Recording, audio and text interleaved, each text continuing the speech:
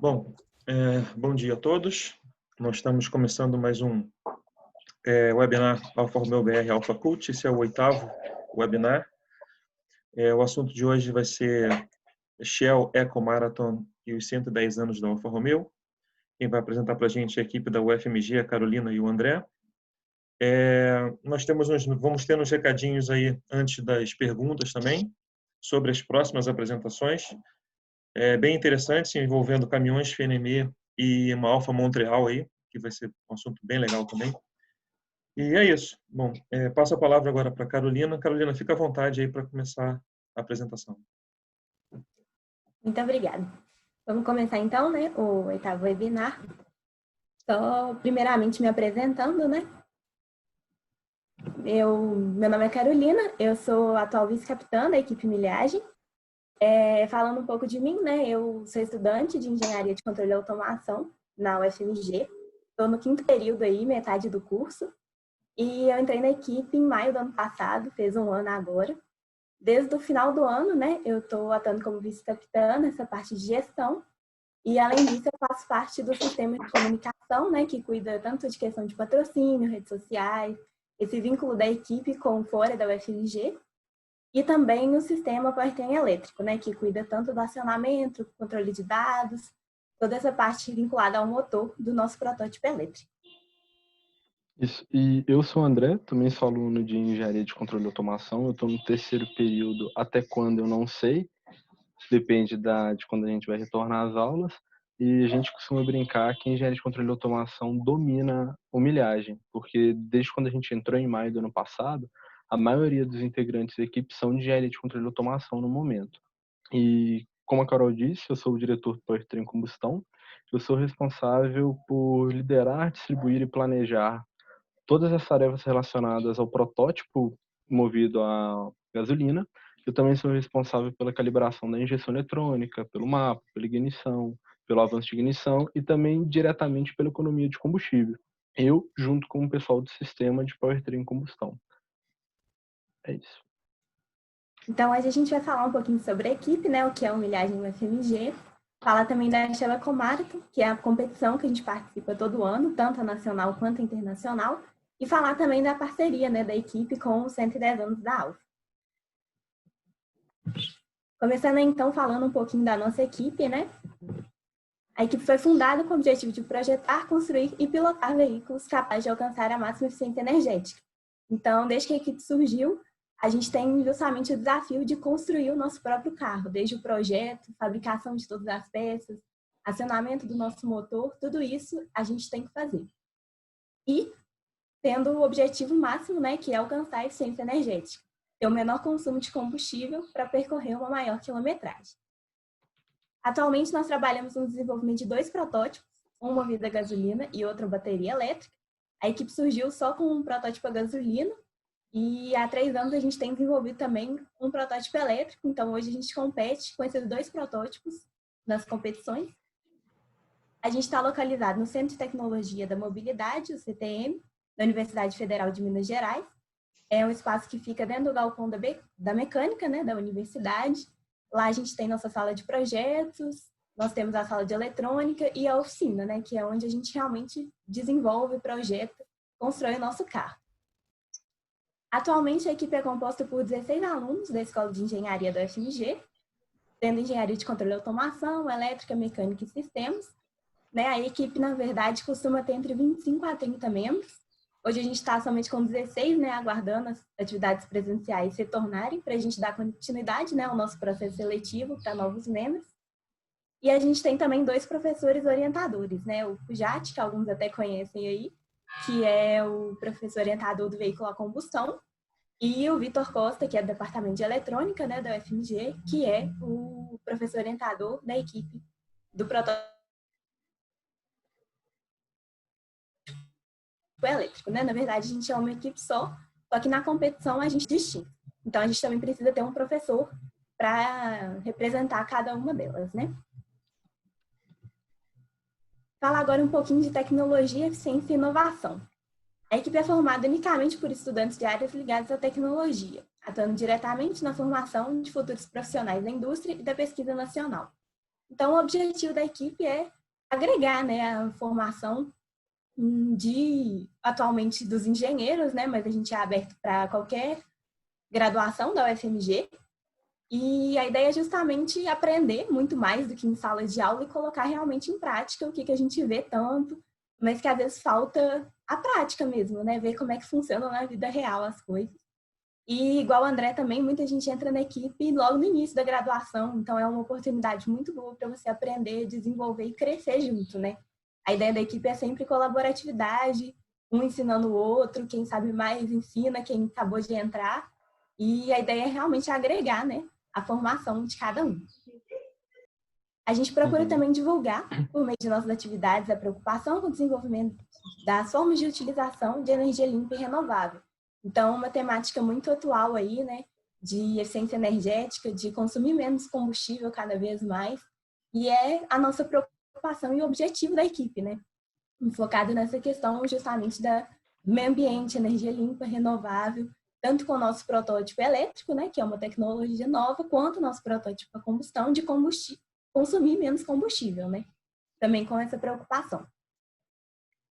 A gente trabalha também com a viabilidade do uso de veículos movidos a bateria elétrica, trabalhando na solução de problemas ligados a essa tecnologia e na criação de vínculos entre a indústria e o meio acadêmico. Hoje em dia, veículos elétricos estão crescendo muito aí, é uma tecnologia relativamente nova, que está desenvolvendo muito, mas ainda apresenta muitos desafios também, né? E acho que entre o maior desafio que a gente pode ver hoje, assim, é justamente a autonomia das baterias, né? De conseguir percorrer uma quilometragem maior sem precisar de uma carga que demore um longo período de tempo, né?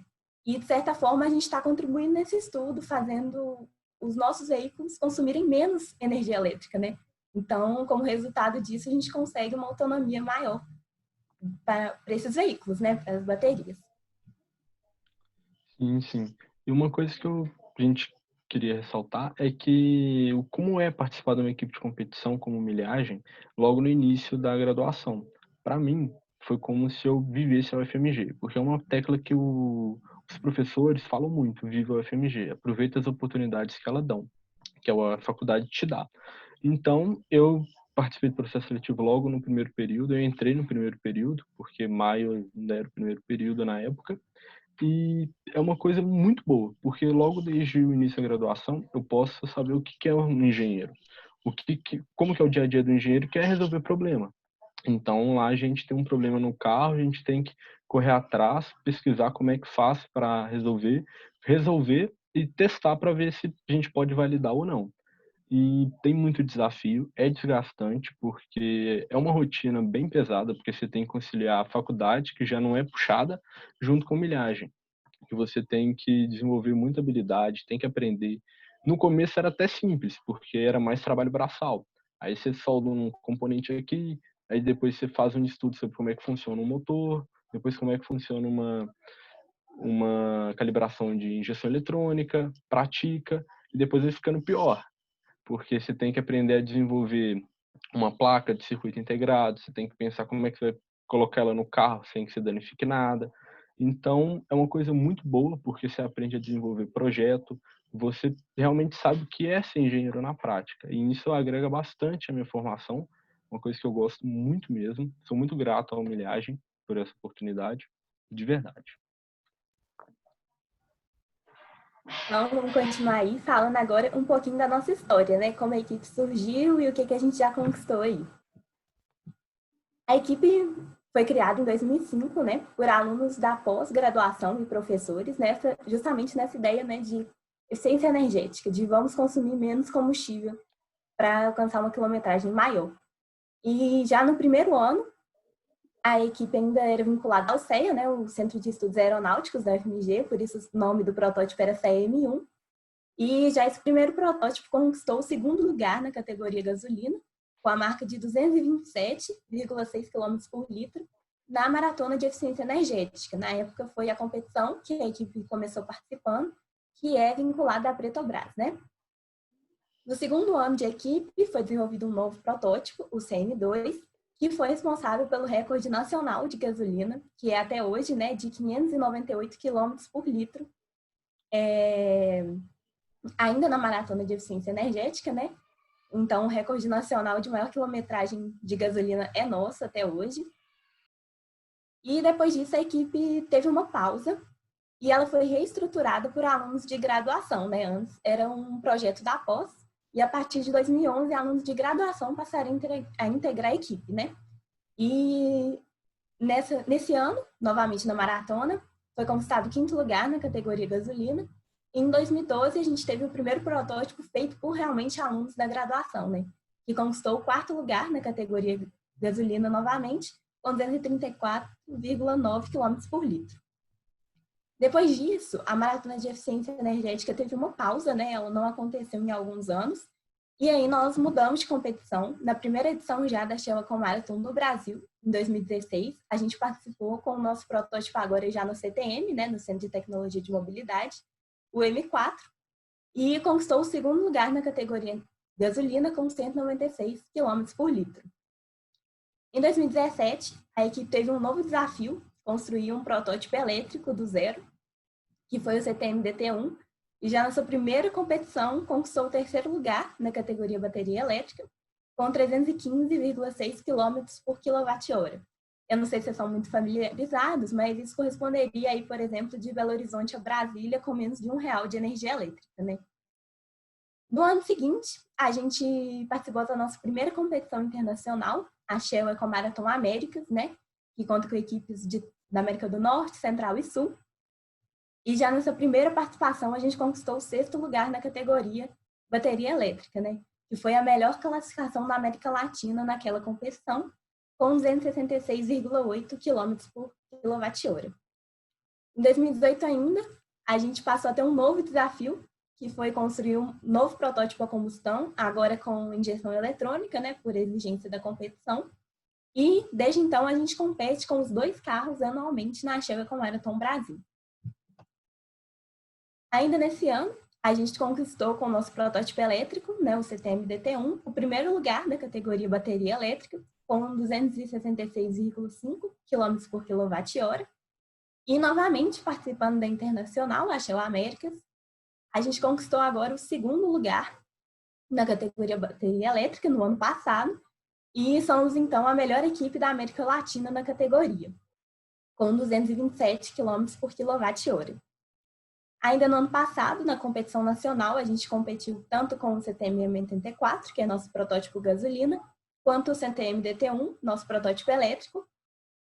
O combustão atingiu uma marca não oficial de 158 km por litro, que não foi validada porque o tempo de pista acabou. E o nosso protótipo elétrico ficou em 6º lugar com 149,7 km por kWh. No ano passado, as marcas da competição realmente foram muito menores, porque como a gente trabalha com protótipos, né, a gente ia levar ao limite toda a questão de eficiência. E a pista do ano passado foi muito prejudicial, tinha uma curva muito ruim, que afeta muito, né, o desenvolvimento dos nossos protótipos. No geral, as marcas foram muito piores, mas mesmo assim a gente conseguiu, muitas equipes nem conseguiram levar os carros para a pista, porque justamente por ser diferenciada, né, muitos carros nem conseguiam fazer a curva, não deram conta. A gente conseguiu, foi até uma conquista, mas tivemos esse resultado aí um pouco abaixo por causa disso. Sim, e eu queria falar também um pouquinho sobre a Shell. A Shell, essa maratona energética, ela teve início em 1939 nos Estados Unidos, em que alguns funcionários da empresa resolveram percorrer a maior distância possível com a mesma quantidade de energia. E desde 1985, essa maratona de eficiência energética, a Shell Eco Marathon, ela é disponibilizada para alunos do mundo inteiro. E que alunos podem participar? Alunos de ensino médio e também alunos de graduação. O que importa é você ter um professor orientador como chefe e não tem limite de pessoas a poder participar. E ela acontece em algumas etapas, por exemplo. No Brasil é considerada uma etapa regional, porque dela você consegue prêmio em passagem aérea para poder ir para a competição continental. E o vencedor da continental consegue acesso à competição global da Shell Eco Marathon, em que nela realmente tem uma corrida mesmo, que o pessoal coloca todos os carros e quem chegar primeiro ganha. E hoje a competição ela possui 6 categorias energéticas, sendo gasolina, diesel, etanol, bateria elétrica, célula de hidrogênio e veículos híbridos. E dentro disso, você tem duas classes de carros. Você tem a classe de carro protótipo, que geralmente tem 3 rodas, e tem alguns limites de peso e limites de comprimento, tamanho, dimensão e largura, diferentes da classe urban. E essa classe urban são veículos mais próximos à realidade. Com 4 rodas, tem que ter banco para 2 pessoas, tem que ter vidro não, tem que ter para-brisa, retrovisor, tem que ter farol. Ele é mais voltado para um veículo urbano em si.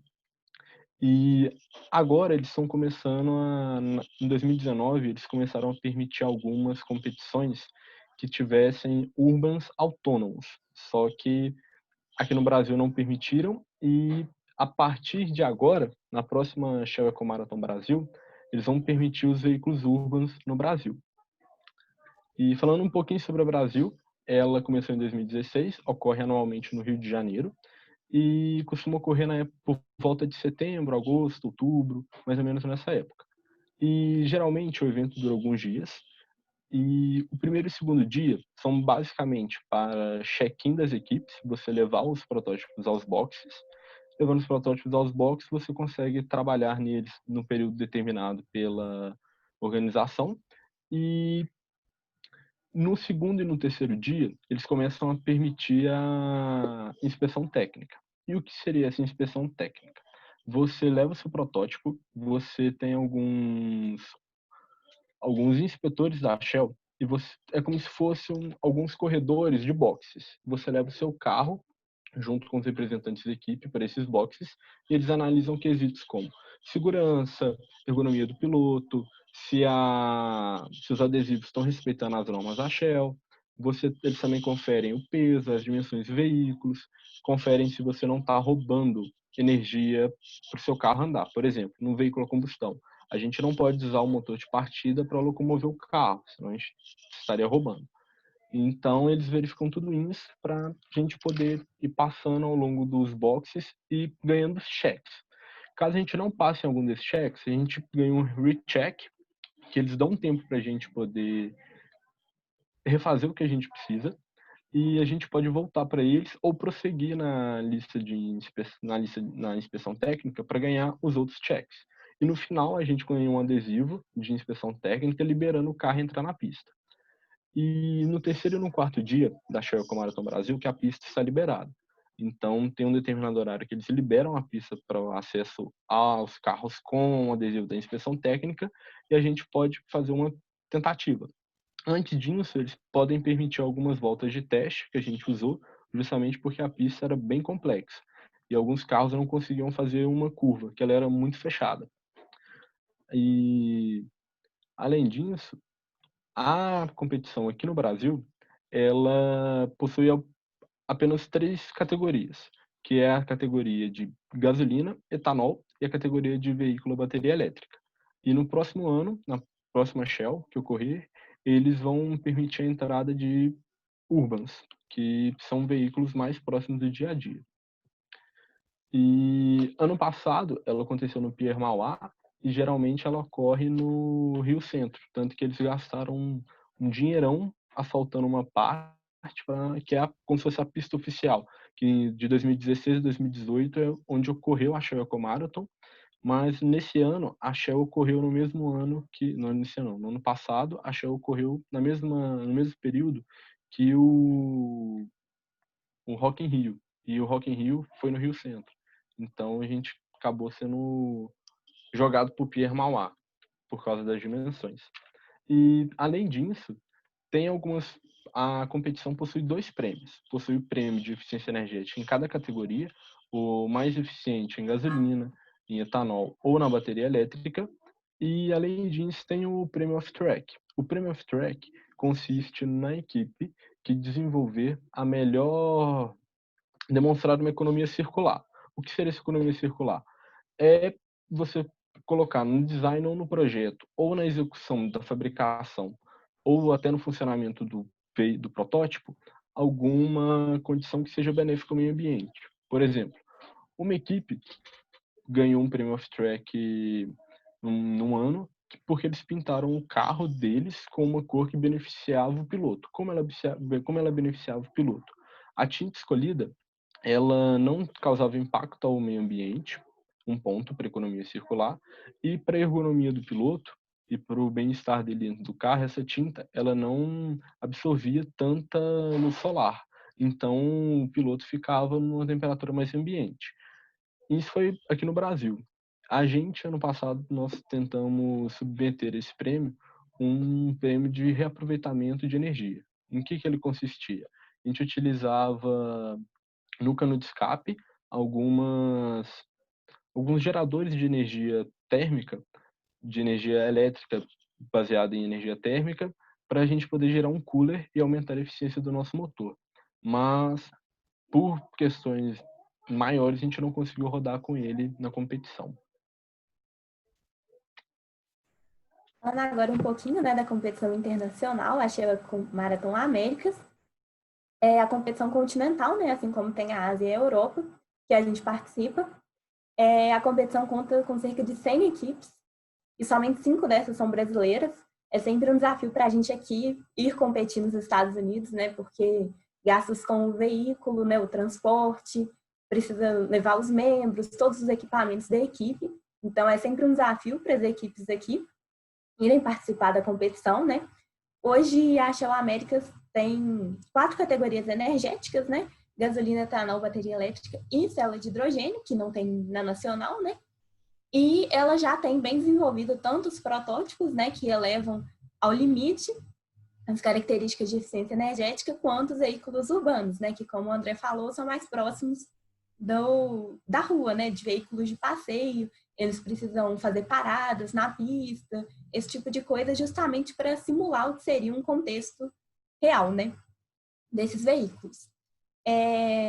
A competição faz parte do festival Make the Future California, que tem justamente o propósito de reunir ideias diferenciadas de inovação que realmente sejam brilhantes para o futuro da energia, né, fazer a diferença no futuro.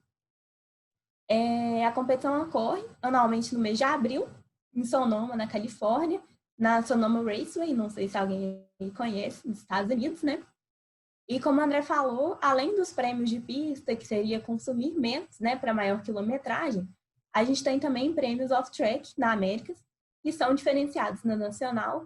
A gente tem um plano de comunicação, né, que é justamente fazer o marketing da equipe, fazer alguma coisa diferenciada nessa comunicação fora o FMG, né?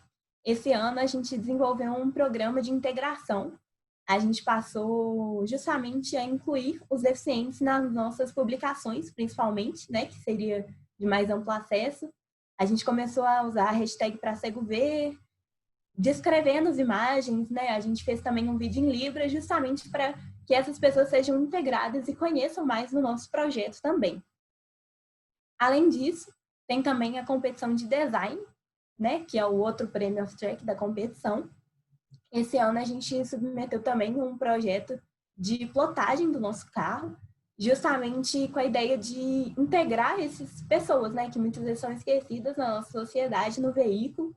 A gente tinha o projeto de ir numa creche de crianças que realmente têm alguma deficiência, precisam de algum auxílio, e fazer elas participarem da plotagem do nosso carro, né, deixar a marca delas como representação. E aí, infelizmente, por causa da pandemia, a gente não conseguiu levar esse projeto para frente, mas a ideia era justamente ter a mãozinha e o pezinho de cada uma delas no nosso carro, realmente levando essa pauta para uma competição que é visada mundialmente, né? Eu vou passar agora um vídeo falando um pouquinho de como foi a Shell Eco Marathon Brasil, para vocês saberem, né, como é que é realmente o dia a dia da competição lá e como é que acontece.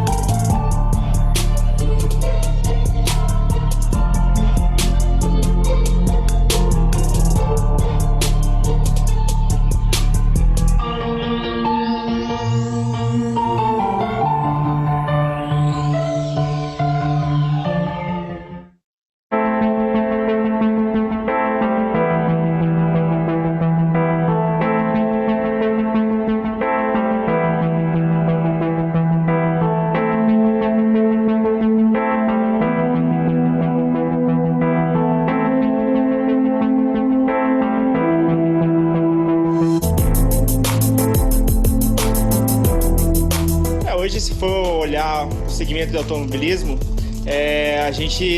as fábricas, tudo está visando muito a economia de combustível, coisas assim que é o que a gente, queira ou não queira, quando está na Stock Car, que é onde eu corro hoje, a gente tem pit stop. E é muito importante você economizar o combustível o máximo possível para conseguir terminar a corrida numa posição boa. Então a gente tem bastante estratégia, a gente vê aqui que o pessoal também tem a estratégia na pista aqui, de fazer a volta com menos litragem possível.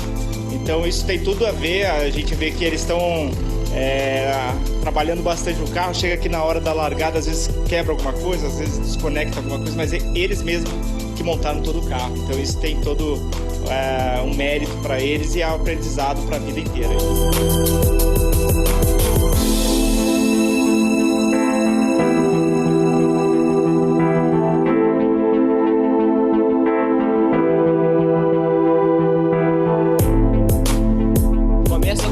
Que vai desenvolvendo lá dos membros antigos da equipe, que vai começando a desenvolver, começando a trabalhar, começando cada vez ficar maior. E também do sonho que a gente teve de fazer um protótipo elétrico, porque até o ano passado a gente tinha só um protótipo a combustão, e acabou que a gente resolveu ir com tudo, começar do zero, fazer um novo carro e ver o resultado. Então aí mostra um pouquinho, né, de como é que é a competição. Os protótipos, né, que são a única categoria aqui no Brasil, geralmente, igual o André falou, tem 3 rodas, um formato mais aerodinâmico mesmo. E também falando do desafio, né, que é realmente construir um carro do zero, chegar lá na hora, dar algum problema, você tem que correr, arrumar, tempo de pista fechando, então é uma experiência única mesmo.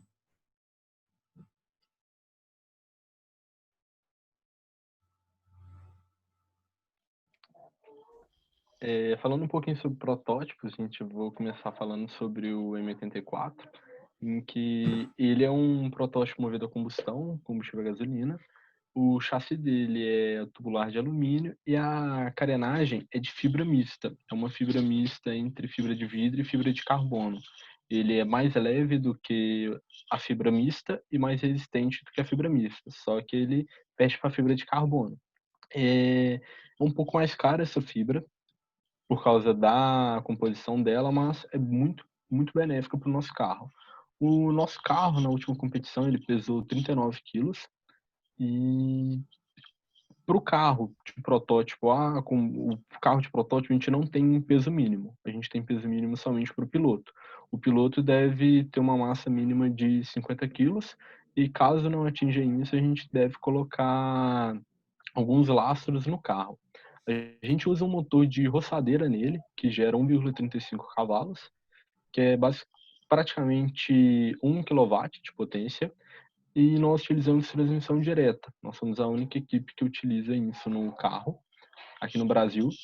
E em que consiste ela? A gente tem um eixo que se conecta ao pneu do carro, e por sua vez esse eixo está conectado ao motor. E o piloto, ele define quando vai acoplar ou quando vai desacoplar.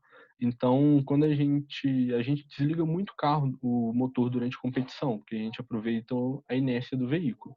Então, a gente liga ele, arranca, atinge a velocidade que precisa, o piloto desacopla e a gente aproveita a inércia. E a gente não tem um conjunto de correia, corrente ou catraca, coroa, que é o mais utilizado, tendo um movimento de rotação que está ajudando a perder energia. Então o único desgaste que a gente tem é o desgaste aerodinâmico e o desgaste para o veículo se locomover mesmo com a perda de atrito nos rolamentos. A gente utiliza uma injeção eletrônica no carro, foi uma das obrigatoriedades da competição desde 2018. A gente usava uma Motec há um tempo atrás, só que a gente teve alguns problemas com ela devido à vibração. E hoje a gente está utilizando a MagSquirt 2, que é um projeto open source e tem se mostrado muito boa para a nossa condição no veículo em relação à possibilidade que ela tem de calibrar o veículo, de calibrar a injeção, os avanços de ignição, sistemas de controle, muito bom. E falando um pouquinho sobre os projetos do nosso carro, nós temos alguns projetos em andamento. Dentre eles, nós estamos em processo de adaptação a essa nova ECU, a MaxQuest 2.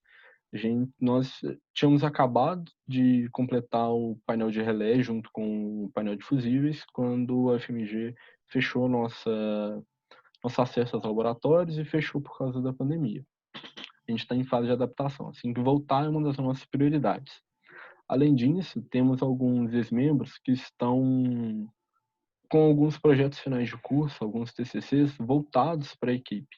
Por exemplo, nós temos a criação de um dinamômetro para o nosso carro, porque como ele é um motor muito fraco, os dinamômetros de carro a gente não consegue rodar, a gente não tem força suficiente.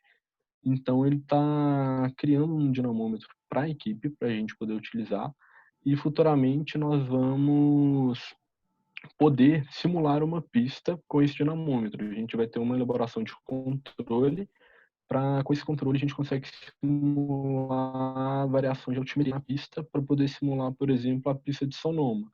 Então, em vez de a gente só calibrar o carro, a gente pode calibrar ele diretamente na pista. E, além disso, nós temos uma atualização da transmissão, que a gente está deixando ela mais compacta, estamos reprojetando ela e possibilitando futuramente uma instalação de um câmbio CVT. E é uma coisa muito boa que facilita a nossa transmissão, que a gente consegue ter um range maior de velocidades no carro, além de ajudar na calibração da embreagem, porque a gente conseguiu rodar com o carro, a gente teve alguns problemas durante o ano, e nós não conseguimos calibrar a embreagem corretamente. A embreagem eletromagnética a gente consegue com que o piloto só acople e ela mesma tem um tempo de deslizamento para poder acoplar completamente o carro, aproveitar 100% dessa energia. Na competição, o piloto tinha que fazer um controle de embreagem, porque ela não estava tão bem calibrada, em que consistia em ele desligar e ligar o motor algumas vezes para poder acoplar novamente o eixo na roda, e assim a gente conseguia arrancar perfeitamente.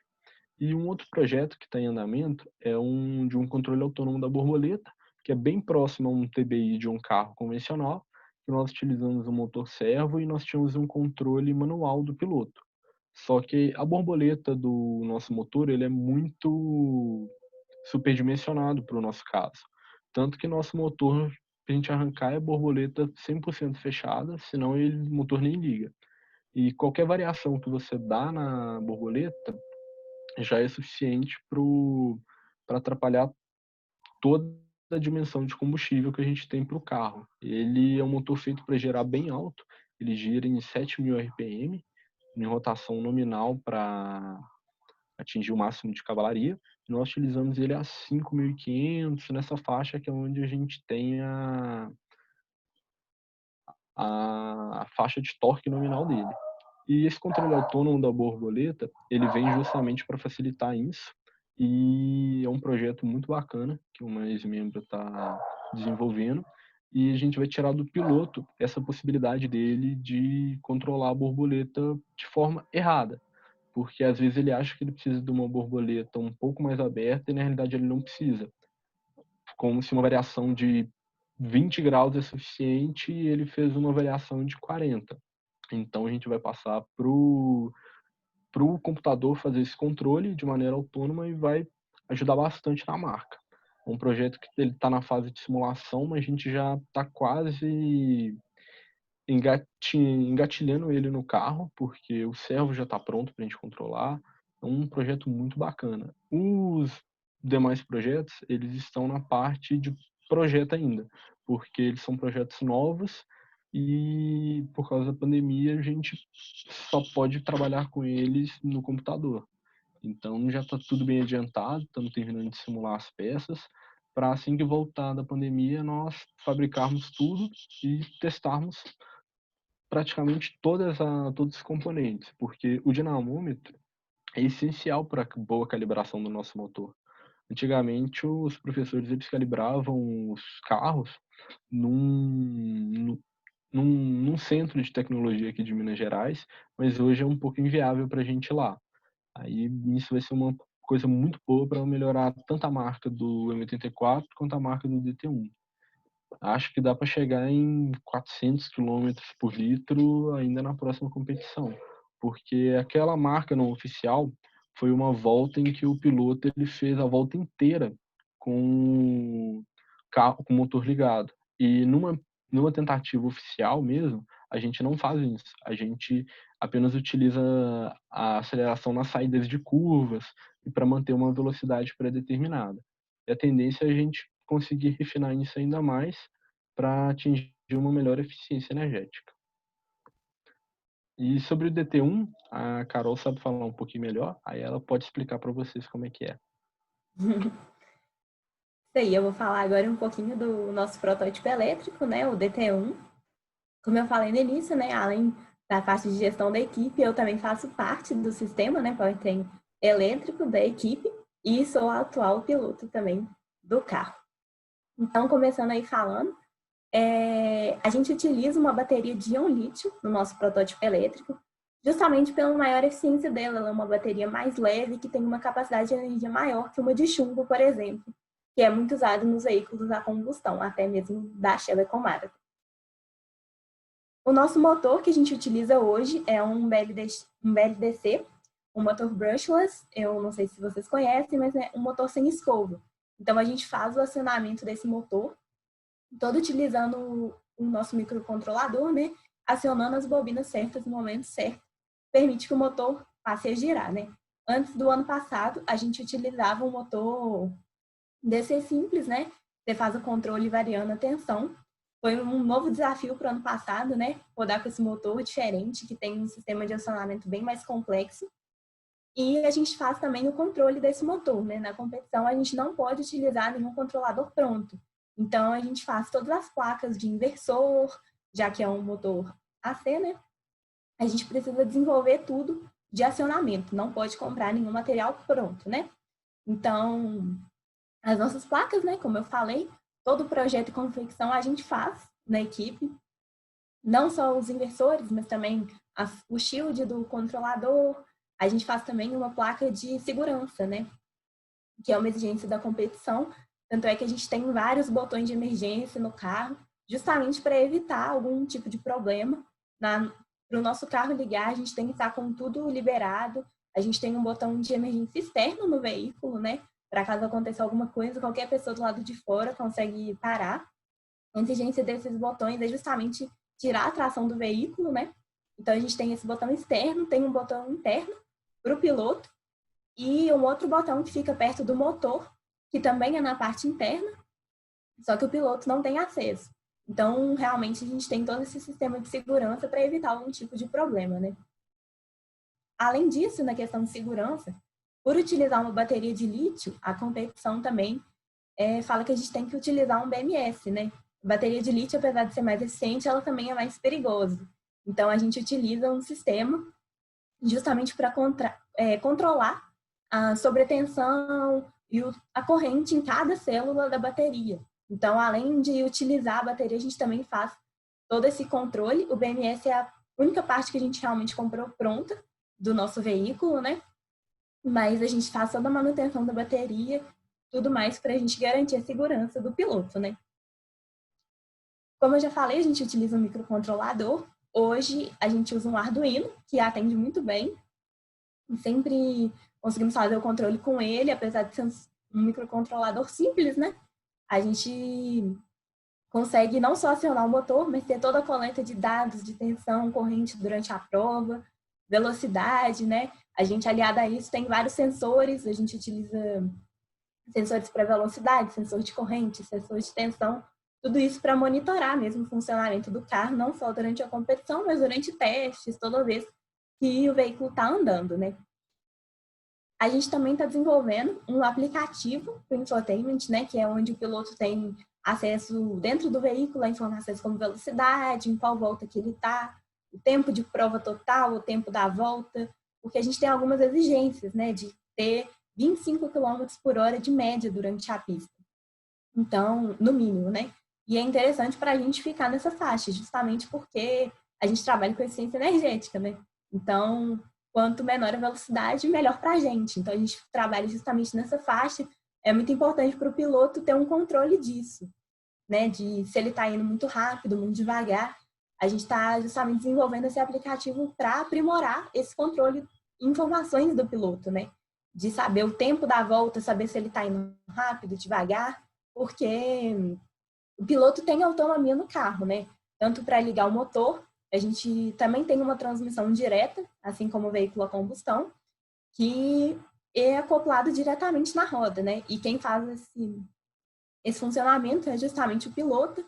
Ele tem um pedal, né, para ligar o motor e fazer esse acoplamento. Tem também um freio, né, que é de controle do piloto, que hoje é um freio hidráulico, que foi uma nova exigência do regulamento da competição. Então, a gente tem freios independentes também, né? A gente tem um freio traseiro e um freio dianteiro. É uma exigência também por segurança da competição desses freios independentes. Então, antes de entrar na pista, a gente precisa passar por um teste de rampa, que o piloto precisa soltar o freio e parar o carro só com o freio dianteiro e depois só com o freio traseiro, justamente para se acontecer alguma coisa, um freio der problema, você ainda tem o outro. Então, esses freios são feitos de forma independente. Além disso, o piloto tem também uma buzina, né? É uma outra exigência do regulamento, de que sempre que você for fazer uma ultrapassagem na competição, você precisa buzinar. Então, o piloto tem esse controle também, além de outras funcionalidades, né? Para controlar para se dar algum problema no microcontrolador, reiniciar, coisas desse tipo, ficam tudo sob controle do piloto. O nosso veículo hoje, né, na última competição, pesou 34 quilos. Então, como o André falou, né, o peso mínimo exigido do piloto é 50 quilos.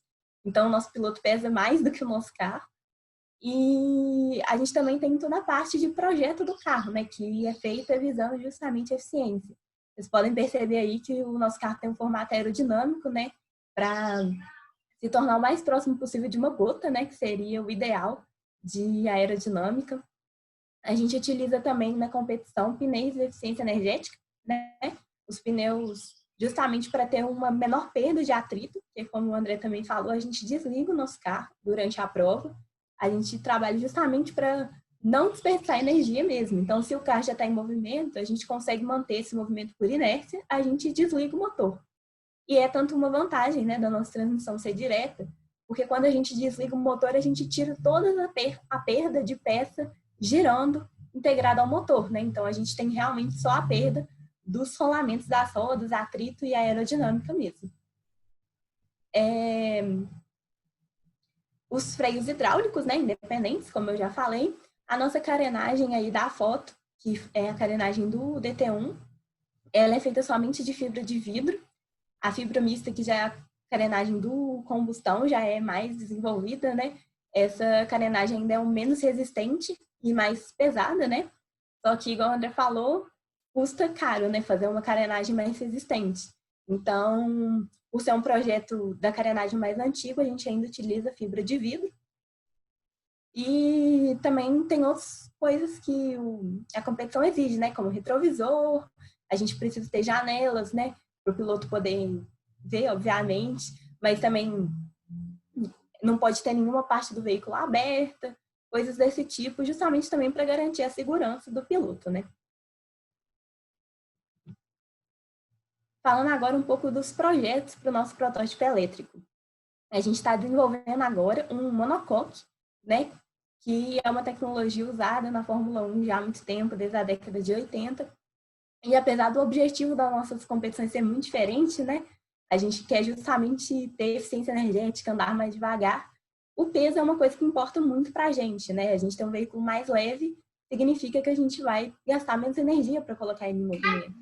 Então, a gente está desenvolvendo esse monocoque, né? Que é a substituição da estrutura chassi de alumínio e carenagem por uma única estrutura do carro, né? De fibra de carbono, que aí já também demanda um gasto muito grande, né? Mas é uma tecnologia que realmente vai fazer o nosso protótipo ficar em um outro nível mesmo, de ser uma das primeiras equipes mesmo a desenvolver isso no Brasil, né? É uma tecnologia muito comum já lá fora, mas no Brasil ainda são muito poucas equipes que já fazem o uso de um monocoque na competição. A gente tem também um uma mudança de microcontrolador, né? Como eu falei, a gente hoje usa o Arduino para acionamento e controle do motor. Só que o Arduino já está começando a ter algumas limitações para fazer um tipo de controle mais elaborado. A gente está com o projeto de deixar esse controle do motor cada vez mais automatizado e o piloto realmente só dá o comando e esse controle meio trabalhar, né, da maior eficiência desse motor. Então, a gente está fazendo a mudança dentro desse microcontrolador do Arduino e o da Texas Instruments. A gente está estudando porque, por ser um microcontrolador mais desenvolvido, né, com maior capacidade de processamento, ele também é mais complexo. A gente está aproveitando até esse período agora que a gente está de casa, justamente para aprofundar, fazer toda a alteração que a gente precisa de sensores, tudo isso, para a gente poder adaptar no carro depois, né? E justamente incorporar esse controle de velocidade, né? Deixar cada vez mais automatizado tudo isso. Agora eu vou mostrar para vocês um vídeo que mostra mais sobre a nossa equipe, né? Um pouquinho dos testes e como é que é o dia a dia de uma equipe de competição.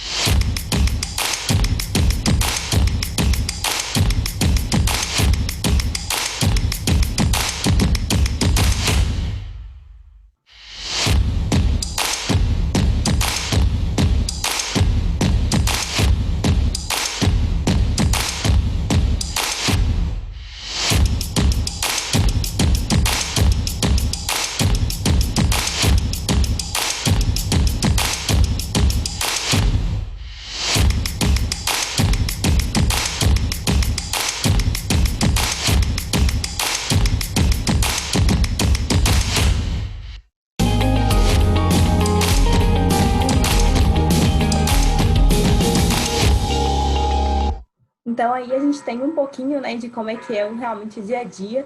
Tem, no início do vídeo, a gente fazendo testes noturnos, né? Infelizmente, a gente tem um problema dentro da UFMG que grande parte dos estacionamentos não são asfaltados, né? E o nosso carro, por não ter amortecedor, a gente não pode fazer teste em lugar muito com terreno não nivelado, né? Então, a gente tem somente um estacionamento dentro da UFMG, que a gente consegue fazer esses testes. É até um desafio, né? Porque mesmo a gente tendo um lugar, é um lugar muito movimentado, com carros, que é o estacionamento da Faculdade de Letras. Então, a gente também não pode fazer teste durante o dia, né? Que tem muita circulação de veículos. Então, muitas vezes a gente faz testes noturnos, né? Depois que as aulas acabam, justamente para ter segurança também do piloto, por ser um carro baixo, né? E fazer tudo certinho. Os testes são muito importantes para a gente validar qualquer mudança que a gente faz no nosso veículo, né? A gente sempre faz uma alteração, precisa ver como é que funciona, né? Com o carro andando mesmo. A gente tem até um espaço, né? Perto da nossa oficina, e quando o pessoal da Alfa foi lá, né? A gente até dá uma arrancada com o carro. Só que ele é muito limitado, dá só para fazer realmente um teste de arrancada, não dá para testar nenhuma modificação do veículo. Então, muitas vezes a gente acaba fazendo testes noturnos mesmo, para poder validar. No vídeo também tem a gente num kart, né? No RBC, que é um kart próximo lá da gente. A gente conseguiu, né, essa parceria para ir lá um dia testar o nosso carro. A gente tem que levar tudo, montar tudo lá na hora, né? Colocar os carros para andar. E depois um pouquinho mais também da competição, né? Mostrando mais a nossa equipe, como é que é lá estar no paddock, né? Como é que a gente lida com tudo isso, tem que fazer as adaptações finais, alguma coisa dá problema, a gente tem que ir lá na hora consertar. É uma experiência única mesmo. Falando agora um pouquinho, né, da nossa parceria com a Alfa. O Túlio, né, eu entrei em contato com ele no final do ano passado, quando a gente estava justamente com aberto, né, uma campanha para conseguir recursos para conseguir participar da competição internacional. Como eu até já falei antes, né, a gente, até por ser de uma universidade pública, a gente tem uma ajuda, mas ela é muito pouca perto do que a gente precisa para ir para a competição, né? Os gastos são muito altos para levar os membros, para conseguir levar o carro, todos os equipamentos. Então, a UFMG contribui, só que não é nem metade do que a gente precisa para ir para a competição. Então, a gente, sempre que vai, tem que fazer campanhas para tentar conseguir patrocinadores, conseguir recursos, para a gente fazer esse sonho mesmo virar realidade. E a parceria surgiu disso, do nosso sonho, né, de ir para uma competição internacional de novo. A gente já foi 2 vezes, teve excelentes resultados, né, com o 6º lugar e o 2º no ano passado. E aí, realmente, no final, foi a contribuição de vocês que fez a diferença para a gente falar vamos para a competição, porque a gente realmente tem que ter o recurso para ir, né? Não tem como a gente assumir a responsabilidade de ir e chegar lá na hora e não conseguir os recursos necessários. A contribuição de vocês foi essencial para a gente falar que ia mesmo. Só que, infelizmente, né, por causa da pandemia, a competição estava prevista para o dia 1º ao dia 4 de abril. E logo antes disso, 2 semanas antes, né, a competição, infelizmente, foi cancelada, porque realmente não tinha como garantir a segurança. Já estavam surgindo os primeiros casos nos Estados Unidos, logo depois no Brasil também. Toda essa circulação, né, também ficou muito difícil. Então, realmente, a gente não conseguiu participar, não teve competição esse ano. A gente recebeu logo depois a notícia de que a nossa competição nacional também para esse ano, que ocorreria em agosto, setembro, outubro, tinha sido cancelada, porque foi uma decisão até da Shell, né, não manter alguma competição ou outra, sendo que não ia ser possível fazer as continentais, fazer todas as regionais. Então, foi uma escolha até da Shell cancelar essa competição por não poder garantir a segurança mesmo, né, dos participantes, de ter que planejar tudo e não poder acontecer a competição no final. Então, a gente está com essas competições canceladas, mas mesmo assim, nesse tempo que a gente está realmente de casa, a gente não está podendo ter acesso à nossa oficina, né, trabalhar realmente no carro, mas igual a gente já falou, a gente está com grandes projetos, tanto por combustão, quanto por o nosso protótipo elétrico, né, um novo carro. A gente está trabalhando nesse tempo todo para fazer todas as simulações aerodinâmicas, tudo para ficar no jeito, assim que a gente voltar, né, a gente já vai começar realmente a fabricar o carro do zero de novo, um novo protótipo elétrico, né? E a gente está com outros projetos, apesar de não ter competição para esse ano, né? A gente pretende fazer o nosso carro elétrico, fazer todas as modificações no nosso carro a combustão e fazer um lançamento desses carros, né, num rollout pela primeira vez, aproveitar aí, já que a gente não tem tanta correria, né, por causa da competição, não deixar o nosso projeto parado, fazer o lançamento dos carros e ir aprimorando cada vez mais até a gente poder novamente ir para uma competição. Além disso, a gente está organizando também uma possível participação das equipes, né, de eficiência energética numa mini competição no Sul, como um evento de integração mesmo das equipes, para realmente simular como é que é a competição, passar para novos membros como que é essa vivência, né? Claro, assim que toda a situação ficar melhor, mas já é um projeto das equipes que participam da Shell no Brasil de fazer um evento no Sul, para a gente poder mostrar nossos carros, ter um momento de integração mesmo, que muitas vezes na competição é aquela correria, a gente acaba não conhecendo muito das outras equipes que competem com a gente, né?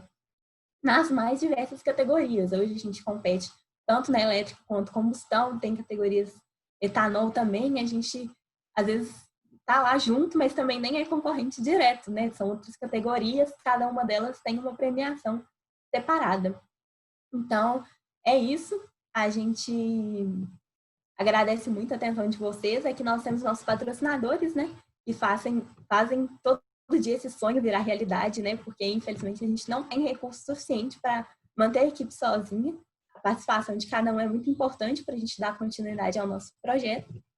E aqui a gente tem alguns contatos da equipe, né? O nosso e-mail, LinkedIn, Instagram, Facebook.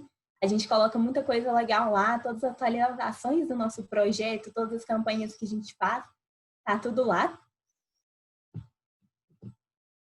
E é isso, gente. Muito obrigada pela atenção de vocês. Estamos abertos aí a perguntas. Só antes de começar as perguntas, eu queria agradecer pela ajuda de todo mundo do Alpha Cult, que foi muito importante para a gente. E também muito obrigado por permitir que a gente mostre um pouquinho do nosso trabalho para vocês, a gente ter um contato maior com quem nos ajudou antes da pandemia, também da competição. Porque vocês resolveram ajudar a gente de bom grado, e se esforçaram a ajudar a arrecadar dinheiro, e foi muito importante para a gente mesmo. O nosso professor, o Pujati, ele não acreditava que a gente ia conseguir dar certo, conseguir recursos para ir para a competição. Ele mesmo ficou muito surpreso. Inclusive, a gente fala o nome dele errado, é Pujati, eu não sei como é que fala em italiano, vocês devem saber falar muito melhor que eu, mas a gente chama de Pujati mesmo, e é isso. Muito obrigado de coração, gente. Realmente foi a diferença, né, da gente realmente poder ir para a competição. Quando a gente falou, logo depois da Nacional, que a gente queria ir para a Internacional com o Pujati, ele falou, não, vocês não vão, não tem como. Aí a gente falou, não, a gente vai arrecadar dinheiro, a gente vai conseguir. E no final ele mesmo falou que não acreditava, né, que a gente realmente ia conseguir recurso para participar novamente da Internacional, representar o FMG e todo o estudo, né, do Brasil mesmo fora, como representante da América mesmo, né. Eu vi que tem uma pergunta lá, eu meio que respondi ela no chat. A gente usa freio de bicicleta, alguns são a cabos mecânicos, e a gente utiliza freio a disco, que é uma regra na competição. E os freios hidráulicos a gente também utiliza de bicicleta, e a gente prende diretamente na roda, no cubo. Aí a gente compra um cubo já específico para isso e apenas trocamos os rolamentos para rolamentos de alta eficiência, que a gente tem uma perda menor para o rolamento. Tudo bem. André, eu gostaria de falar alguma coisa. Primeiro, eu fico muito feliz de ver o trabalho de vocês.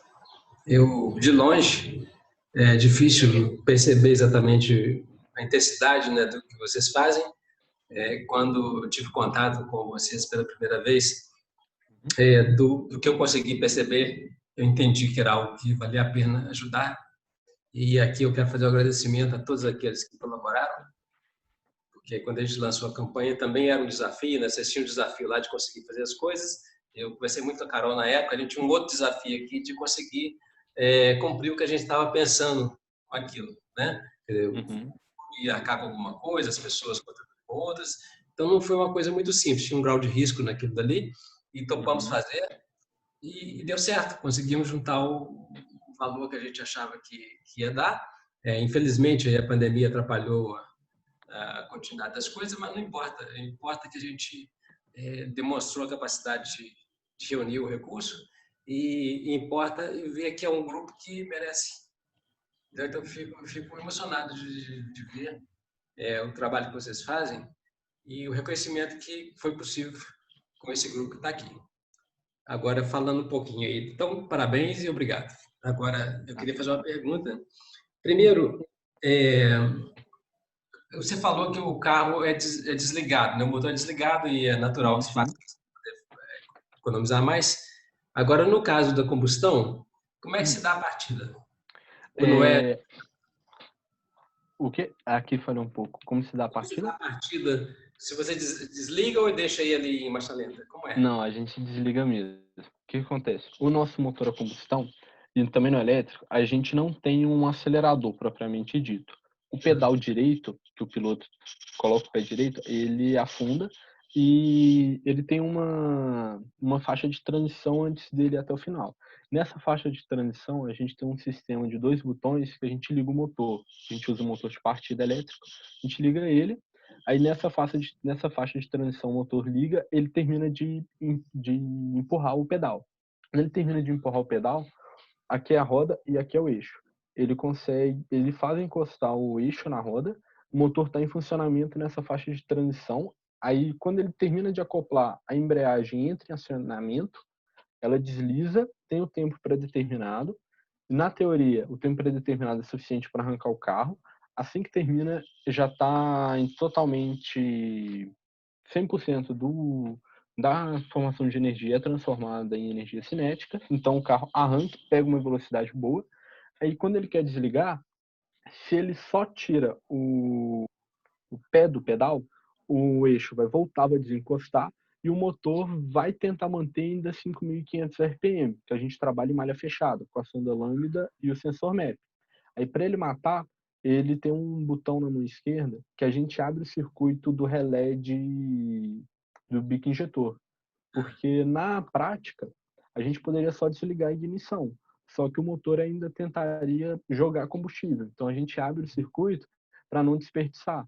Aí a gente desliga ele e quando ele vai acoplar de novo, ele passa de novo naquela transição e liga de novo o carro. É assim que a gente faz. Então tem motor de partida.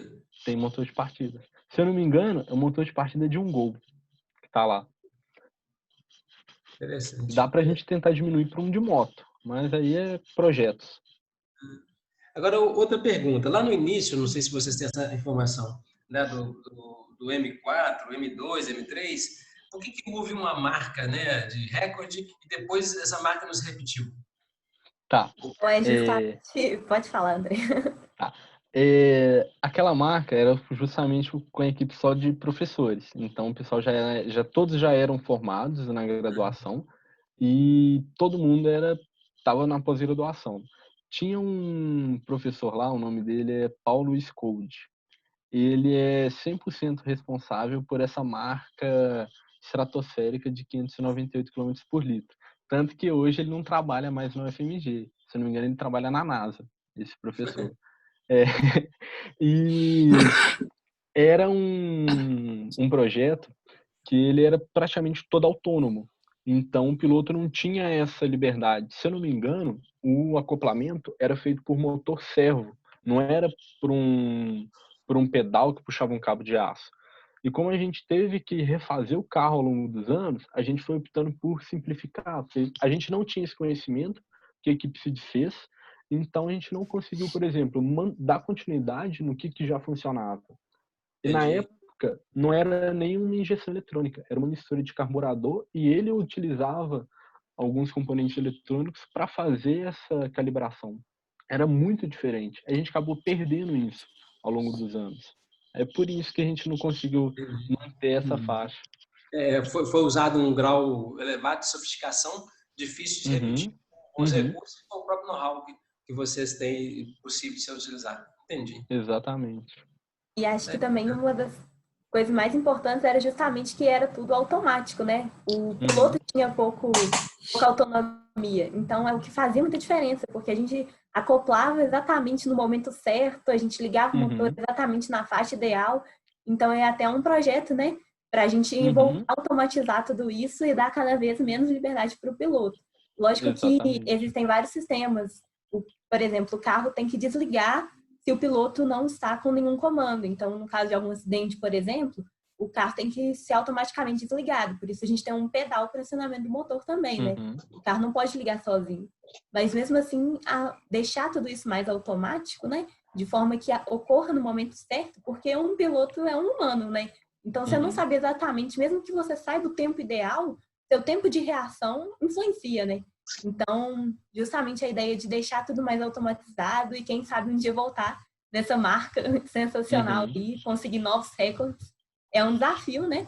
Mas a gente está buscando justamente ter um controle melhor do motor para ter mais autonomia, para funcionar melhor mesmo, né? Idealmente. Porque primeiro a gente precisa ter um motor estável para começar a trabalhar essas outras coisas. E uma diferença também é que a pista dessa competição era como eu posso falar? Era infinita, né? Ela era uma reta infinita. Ele era um círculo com uma inclinação na pista e que o piloto deixava o volante reto e ele ia fazendo a curva. Era só assim. Era praticamente um círculo que ele fazia. Não tinha curva, não tinha desaceleração, não tinha nada. Aí passou a ter. Coisa que influencia muito também é a pista, né? Igual ano passado, a pista realmente foi prejudicial, as marcas caíram muito. Porque como a gente trabalha com protótipos, né? Eleva ao máximo a questão de eficiência, qualquer curva mais acentuada, tudo isso gera mais perda, né? E por ser poucas voltas, a gente tem uma perda grande e faz realmente interferir nessa marca de quilometragem. Então, realmente, a pista, que era da maratona da Petrobras na época, né, era muito favorecida para os carros também, né?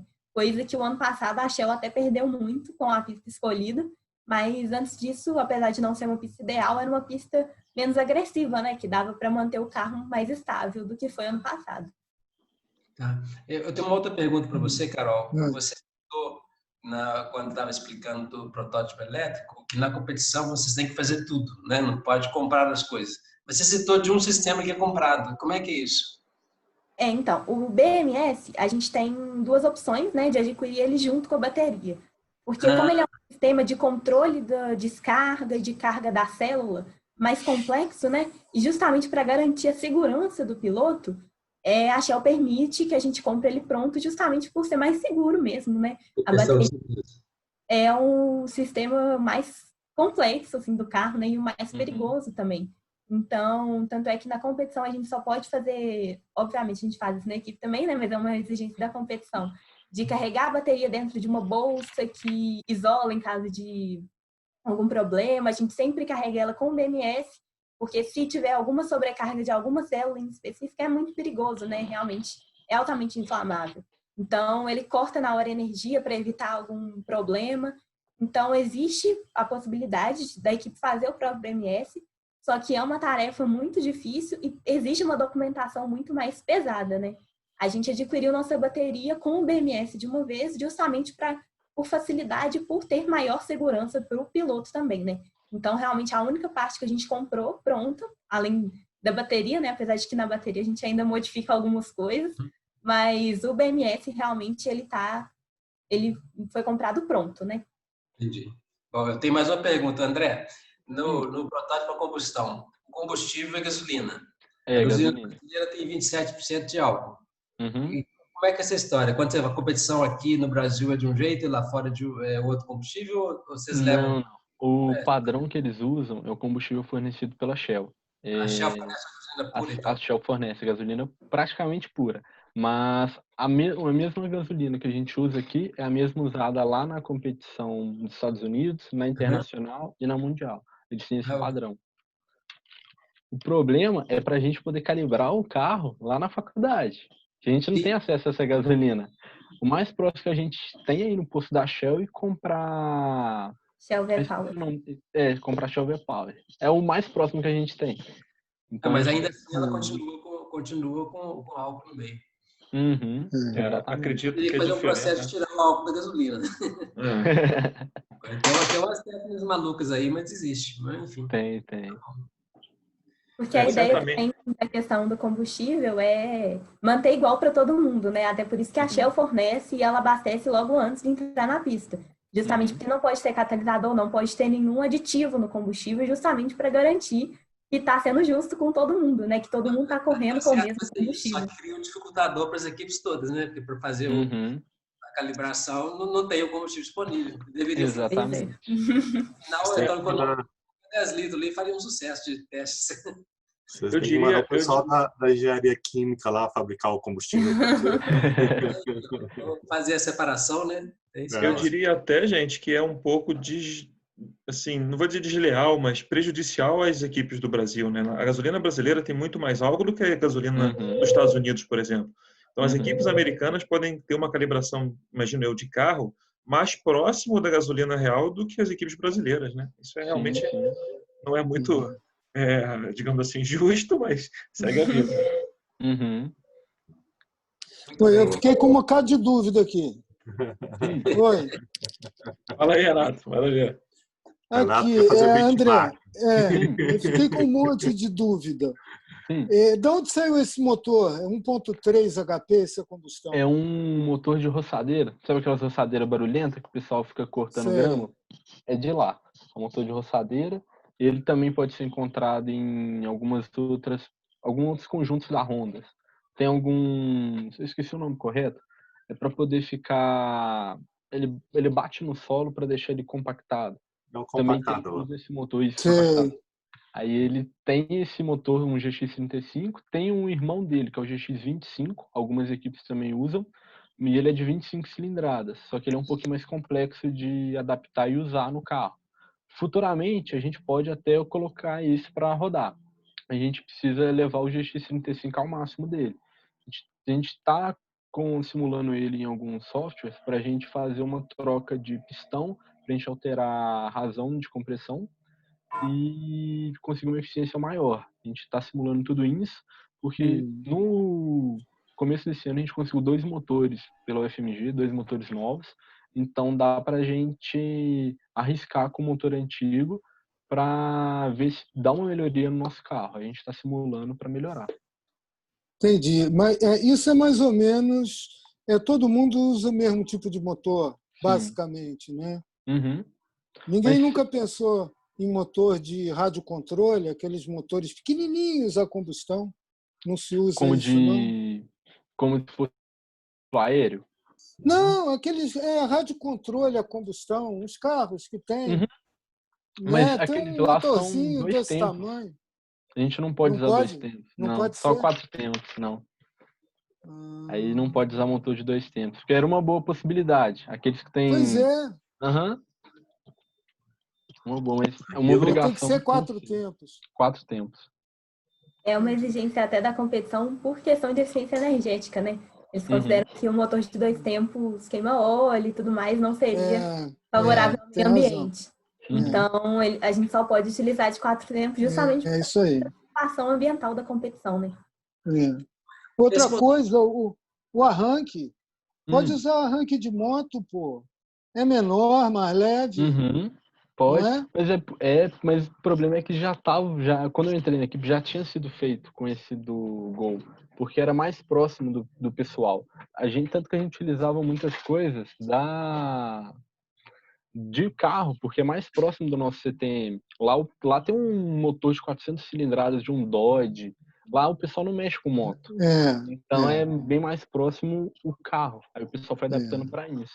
Tanto que buzina, a gente utilizava buzina de carro, mas a buzina de moto é mais econômica e mais leve. Aí foi uma coisa que eu descobri esse ano, levei pra gente. Aí o DT1, como usa eletricidade, quanto menos consumo a buzina tiver, melhor pro carro. É melhor na bateria. Aí a buzina que eu levei foi, pro carro DT1. E era a dica aí. Mas isso é barato, pô. É só brincadeira mesmo. Esse motor que vocês usam, ele é originalmente injetado, por injeção? Não. Ele é carburado. A gente tem que adaptar, a gente abre ele no comando de válvulas, a gente tem que fazer um furo para adaptar um sensorral não, colocar um ímã, para a gente poder usar um sensor de fase, que a gente não usa centelha perdida.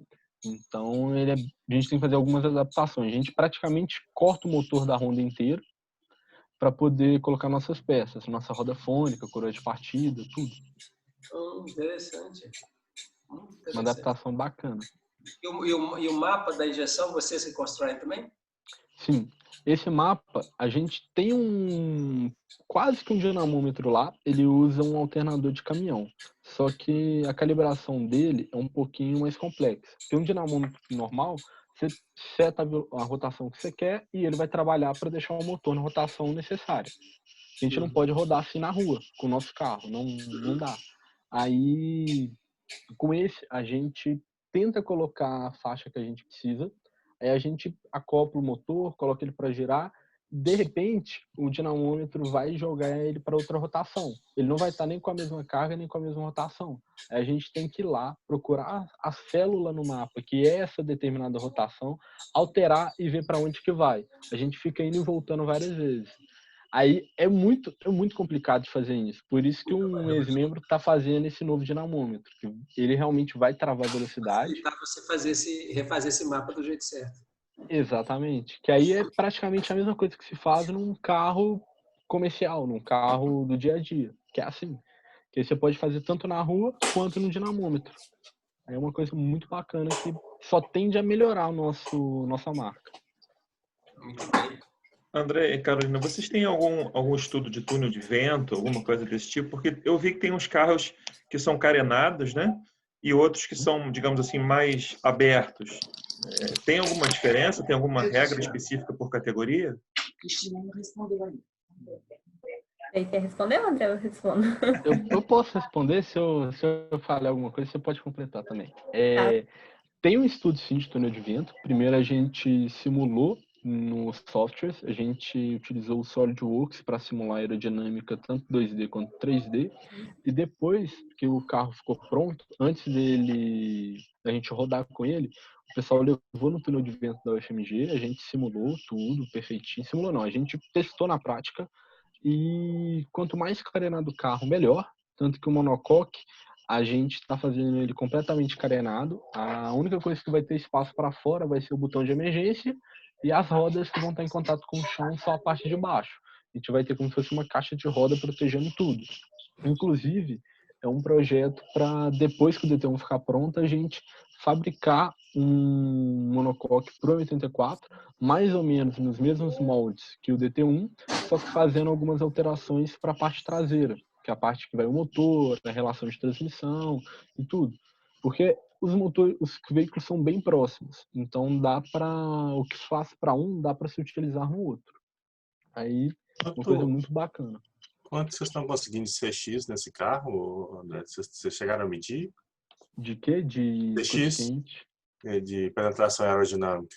Se eu não me engano, eu não lembro não. Você lembra, Carol, quanto que tá? Não Mas eu sei que mandaram no Slack. Uma vez a gente fez o cálculo, ele fica na faixa de 0.21 ou 0.7. Eu não lembro a certo qual que é. Mas fica mais ou menos na faixa de isso. Tá. E se eu quiser, eu posso confirmar com o pessoal da aerodinâmica, que aí eles me passam, depois eu falo para o senhor. É curioso, porque um carro normal está na faixa de 0,30, né? Uhum. Aquelas Alfa Romeos BAT, né? Que era um estudo aerodinâmico, chegava a 0,19 ou 0,21, alguma coisa desse tipo. Mas vocês têm uma vantagem também que a área frontal é mínima também, né? Porque Exatamente. Né? A gente descobriu que uma das coisas que mais atrapalha a nossa aerodinâmica no momento é a nossa roda. Que ela cria uma baita de uma turbulência ali. Essa finurinha assim já atrapalha, né? Né? Aí o pessoal está desenvolvendo até para o protótipo do jeito que é hoje, a gente fazer uma caixa de roda para ela. Aí a gente está começando a simular algumas coisas, aproveitando o tempo que a gente está em casa. Recentemente a roda já é para dentro, né? A estrutura vai ser toda por fora, justamente para minimizar essa turbulência, que é realmente o maior problema, né? Só que hoje também essa roda para fora foi o que permitiu a gente a ter maior liberdade para fazer a curva na última competição, né?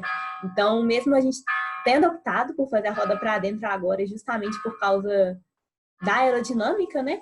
A gente fez um estudo muito maior porque a gente viu que foi um dificultador mesmo, né? Até porque no regulamento falava que era um raio de no mínimo 7 metros. Chegou lá era menos, só que no regulamento falava que era no mínimo e aí deu maior problema na hora. Então a gente tomou justamente esse cuidado maior porque muitas equipes que tinham a roda para dentro por questão de aerodinâmica não tinha liberdade. E os carros acabaram não fazendo a curva, né? Manobrar para fazer a curva. Exato. Então é uma coisa que a gente teve até uma preocupação maior para esse projeto de agora. Legal.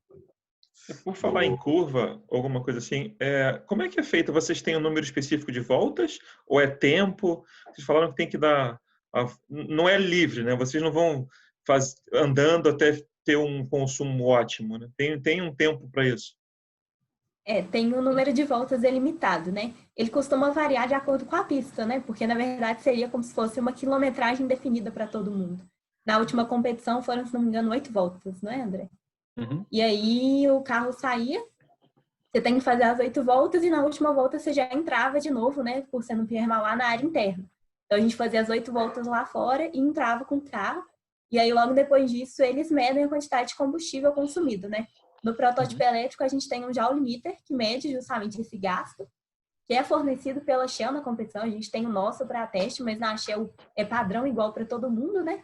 E aí, assim que a gente chega com o carro, eles fazem a averiguação, né, de quanto que foi energia gastada em joules.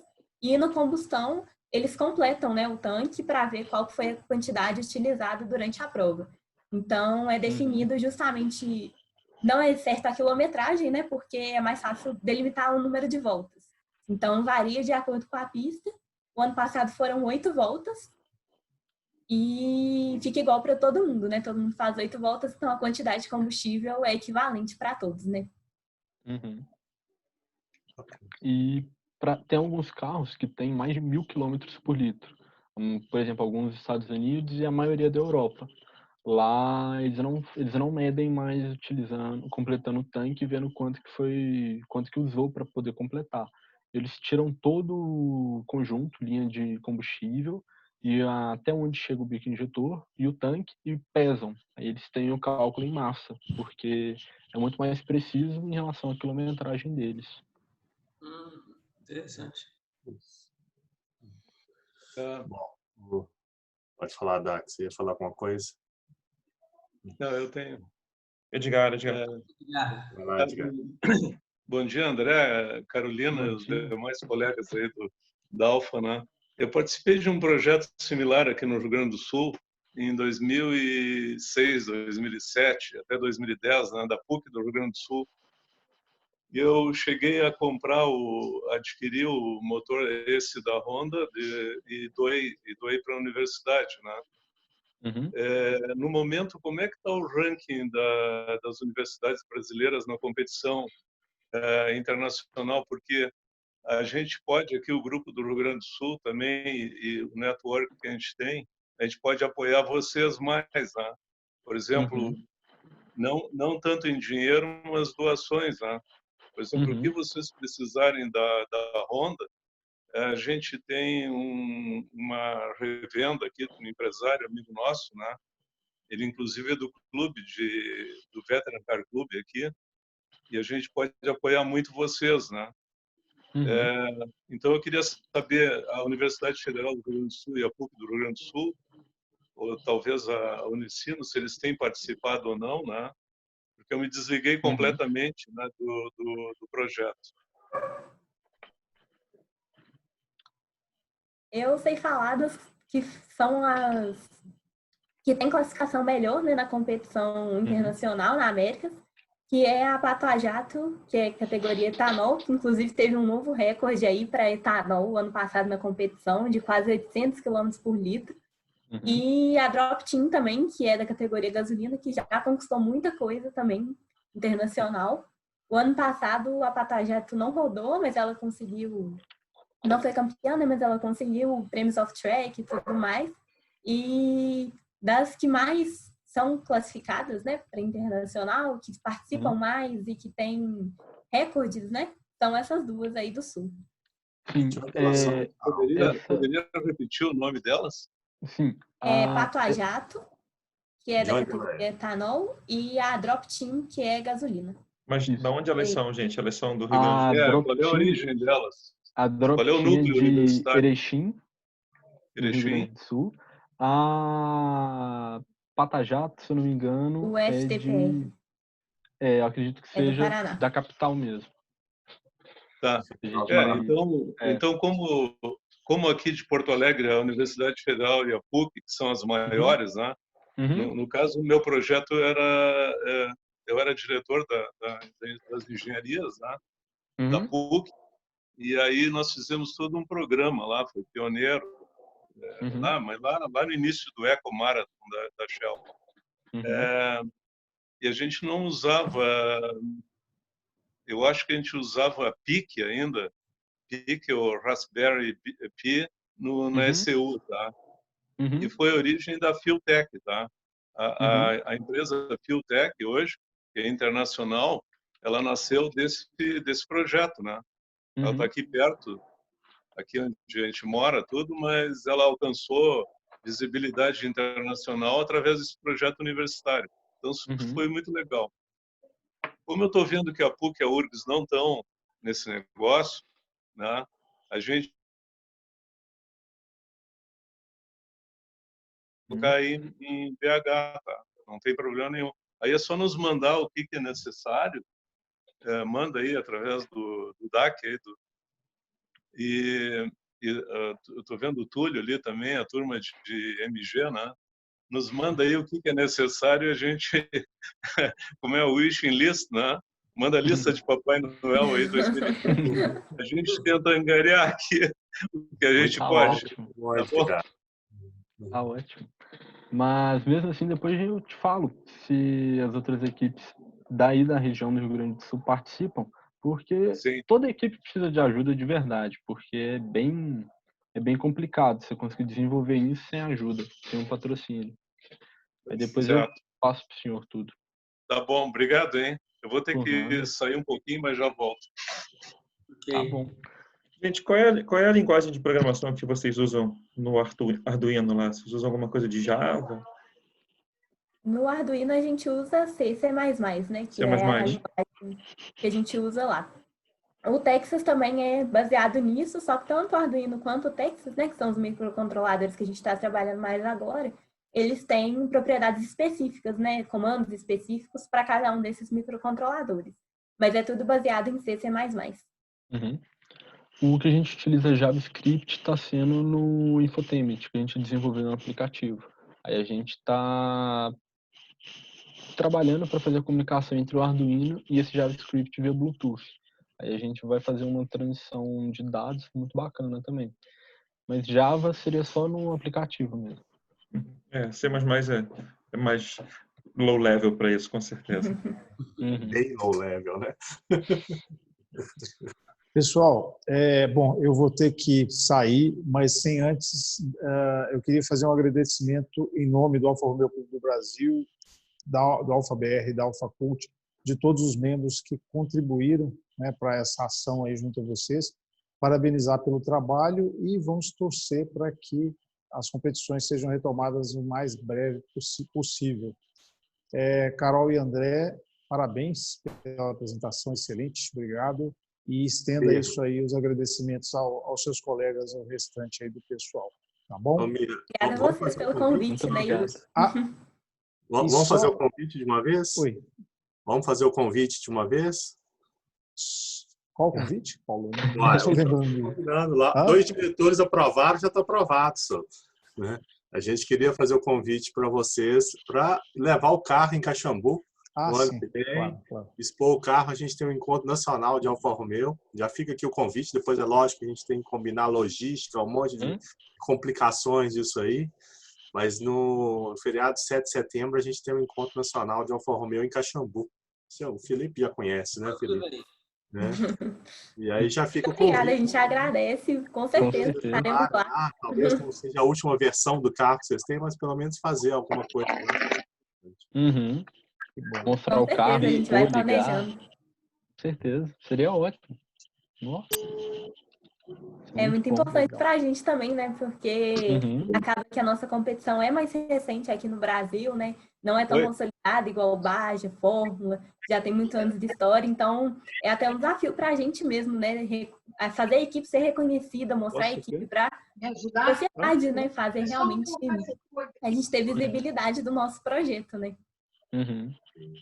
Paulo e Túlio, a gente tem que conseguir um FNME para levar o carro lá para Caxambu, beleza?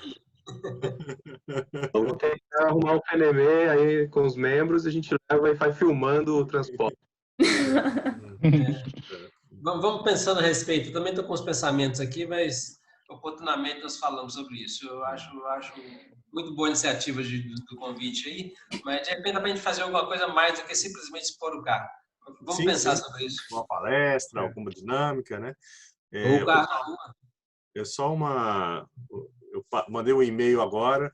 Eu faço parte de um conselho, que é o Conselho, é o Centro de Referência de Inovação no Ensino de Engenharia. É um conselho da UFMG, que foi criado recentemente, né? E nas reuniões que a gente faz, é impressionante como é que esses grupos, como o Mini-Baja, o Eficiência Energética e tal, como é que eles são referência realmente no estudo de engenharia, né? A dimensão que isso tem é muito importante para a universidade. E eu acredito que não só para a UFMG, mas também todas as universidades com quem eu tenho contato, né, para falar de engenharia. E aí eu mandei uma nota lá para o professor Cícero, que é o diretor da Escola de Engenharia, professor Alessandro, que é o vice-reitor, né, falando, olha, os caras estão fazendo aqui e tal. Então depois eu conto um pouquinho da repercussão disso aí, né? Tempo aí, vamos fazer os devidos planejamentos, articulações aí para fazer uma coisa bonita. Eu acho que merece. Sim. Com certeza. Muito legal. Eu vi uma pergunta, um comentário do Diego, que eu acho que a gente não chegou a comentar no Alfa Romeo Clube sobre a mudança de data, não me lembro. Optamos por setembro, justamente porque a Araxá remarcou o evento deles para o ano que vem. Normalmente alternava conosco, Caxambu. Era um ano Caxambu, outro ano Araxá. Como eles, com o problema da pandemia, eles colocaram para o feriado de Corpus Christi, que é o nosso feriado. Por isso a gente jogou para setembro, que do meu ponto de vista, inclusive, eu considero mais seguro. É mais chance o nosso evento acontecer do que até o Corpus Christi, não sei. Vamos ver como é que vai acontecer. E a ideia também a mobilização pessoal dos caminhões FNME aí. Vamos falar com o Estrada, quem sabe a gente não consegue um caminhão. Ia ser muito bacana chegar nos protótipos em Caxambu, a boleia de um FNME, ia ser sensacional. Estrada é gente finíssima.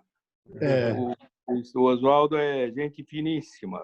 Só precisa ficar com um pouco de antecedência com ele. Isso, Diego. Inclusive, o Estrada, semana que vem, a webinar é com o Edgar Bortolini, aí do Sul, vai falar da história da Montreal dele, da reconstrução da Montreal. E no outro, o Estrada vai estar conosco aqui falando do CNB, nessa webinar. Então, a gente já aproveita e jogamos o verde. Isso mesmo. Tá, mas vem cá, aí o FNM vai ter que dar uma passada em Londrina, pô. Então, pois é, tudo é questão de negociar. Olha. Já que vai levar... Mas o Caxambu é esse setembro ou o outro? O outro. Não, o outro, o ano que vem. Ano que vem. Tá bom. Tá bom. Você tem mais tempo, viu? Setembro, em tese... Não, em tese não. Eu abracei o Rally do Etna. Está confirmado lá. Esse setembro agora, Diego? Setembro de 2020, ok. Com o Ricardo, o Prado. O Ricardinho. Ok. Tá só para... Fugir um pouco daqui. Faz bem. Muito bem. Muito legal. Muito legal, hein? Muito bonito esse trabalho da UFMG, hein? Que coisa impressionante. Obrigada. Muito legal mesmo. Tá bom. Muito obrigado. Bom, pessoal, a gente tem muito despedindo. Um abraço a todos. A gente se vê e obrigado aí mais uma vez. Tchau, Doc. Tchau. Obrigado. Obrigado. Parabéns, obrigado a todos também. Wanderlei, Natália e Saindo também. Um abraço a todos vocês. Um abraço. A gente já vai encerrando, né, Dac? Alguém tem mais alguma pergunta? Alguém quer fazer mais algum comentário antes da gente encerrar? Fica à vontade. Não? Atenção. Escolhi uma. Escolhi duas. A última chamada.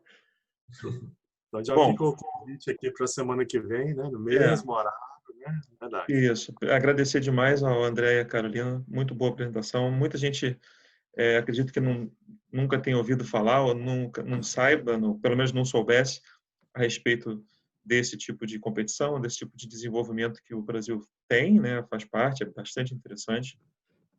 Como de costume, lógico, a apresentação foi gravada e o link vai ser disponibilizado. Posso mandar também para você, e Carolina e André, para o Felipe também, todo mundo vai receber o link. E se vocês puderem disponibilizar a apresentação, eu vou, ou em PDF, se vocês quiserem exportar para PDF, eu vou disponibilizar para download para todo mundo que perdeu, por algum motivo quer guardar. Semana que vem nós teremos o Edgar falando da Montreal, né? O título inicial do vídeo era Restauração, mas o Edgar pediu para mudar para Reconstrução. Acho que é um pouco mais trabalhoso do que uma simples restauração, vai ser bastante interessante. Se vocês quiserem participar, também fiquem à vontade. É um carro bastante difícil de ter no Brasil, acho que no mundo inteiro é bastante raro. Vai ser bem interessante. E é isso. Encerrando por hoje, obrigado a todo mundo. Mais alguma coisa, Túlio, que eu tenha esquecido? Paulo? Não, acho que é isso mesmo. Isso mesmo, certinho. Só fazer um último agradecimento aí pela oportunidade da gente mostrar um pouquinho mais o nosso projeto, né? Do que é a nossa equipe e ter visibilidade mesmo, né? Mostrar a engenharia no Brasil também sendo referência aí no mundo. Muito obrigada pela participação de vocês e pelo convite. Muito obrigado, gente. Parabéns a todos, gente. Então, até semana que vem. Tchau, gente. Tchau, Felipe. Tchau, Paulo. Tchau, Dário. Tchau, Túlio. Obrigado a todos. Parabéns aí, meninos. Um abraço a todos. Tchau, Felipe.